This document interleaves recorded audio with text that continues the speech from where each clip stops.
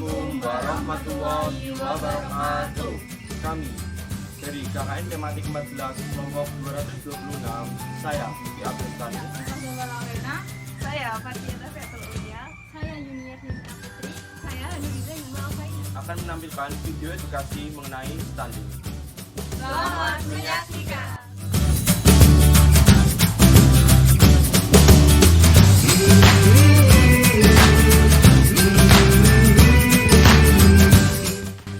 Kekurangan gizi di masa anak-anak biasanya dihubungkan dengan kekurangan vitamin mineral yang spesifik maupun makronutrien tertentu seperti kekurangan asupan karbohidrat, protein, dan lemak tertentu.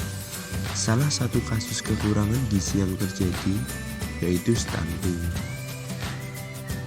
Nah, apa sih stunting itu? Stunting merupakan masalah gizi kronis akibat kurangnya asupan gizi dalam jangka waktu panjang sehingga mengakibatkan terganggunya masa pertumbuhan pada anak. Menurut WHO Child Growth Standard, stunting didasarkan pada indeks panjang badan dibanding umur atau tinggi badan dibanding umur dengan batas Z-score kurang dari -2 SI.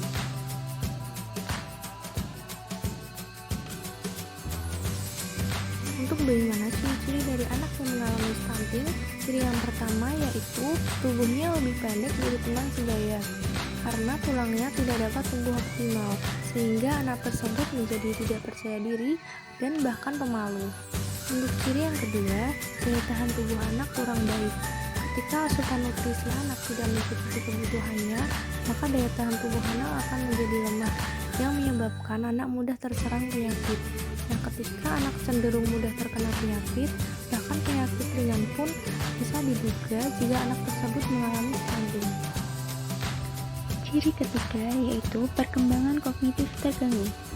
Ciri-ciri anak stunting yang selanjutnya adalah kemampuan kognitif anak tidak dapat berkembang optimal dan bisa membuatnya kurang dapat menyerap rangsangan dengan baik.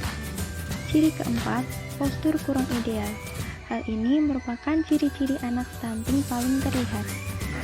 Anak yang mengalami stunting cenderung memiliki postur tubuh yang tidak ideal. Pada kasus lain, stunting juga dapat menyebabkan anak menjadi terlalu gemuk. Hal ini karena adanya gangguan sistem endokrin tubuh sehingga metabolismenya tidak berjalan dengan normal.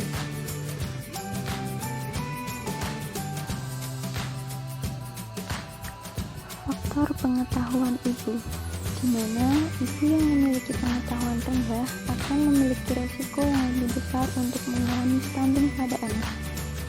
Faktor selanjutnya yaitu pemberian ASI eksklusif, di mana balita yang memiliki riwayat ASI non eksklusif akan beresiko lebih besar untuk menyebabkan anak mengalami stunting.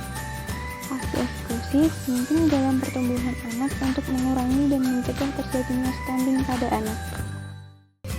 Faktor pemberian MPASI atau makanan pendamping ASI, di mana anak-anak yang diberikan makanan pendamping ASI tepat di usia 6 bulan menunjukkan risiko stunting yang lebih rendah. Kemudian faktor riwayat penyakit infeksi. Balita yang mengalami status gizi buruk dapat menyebabkan infeksi dikarenakan daya tahan tubuh rendah sehingga mudah terserang penyakit. Namun sebaliknya, jika penyakit infeksi sering terjadi, maka akan membuat seseorang mengalami malnutrisi dikarenakan adanya penurunan nafsu makan. Faktor sanitasi, di mana rendahnya kualitas sanitasi dan kebersihan lingkungan dapat memicu terjadinya penyakit gangguan saluran pencernaan yang berakibat energi yang dibutuhkan tubuh untuk pertumbuhan namun teralihkan digunakan bagi perlawanan tubuh melawan infeksi. Selanjutnya, faktor status ekonomi keluarga. Status ekonomi kurang dari keluarga menyebabkan daya beli kurang terhadap makanan yang memiliki zat gizi baik, sehingga berisiko terjadinya kekurangan zat gizi mikro dan makro. Kekurangan zat gizi pada balita atau ibu hamil dapat meningkatkan risiko terjadinya stunting pada anak.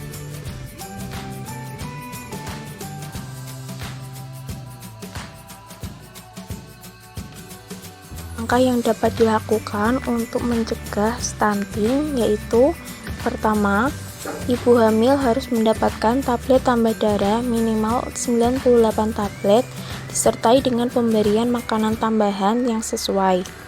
Langkah kedua, lakukan edukasi sejak masa kehamilan tentang pentingnya menyusui. Langkah yang ketiga, menerapkan perilaku hidup bersih dan sehat.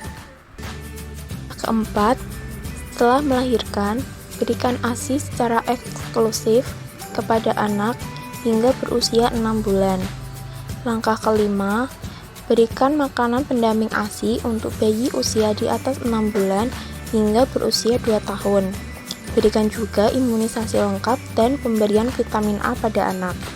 Langkah keenam, lakukan pemantauan pertumbuhan anak di posyandu terdekat. Sekian video edukasi mengenai stunting.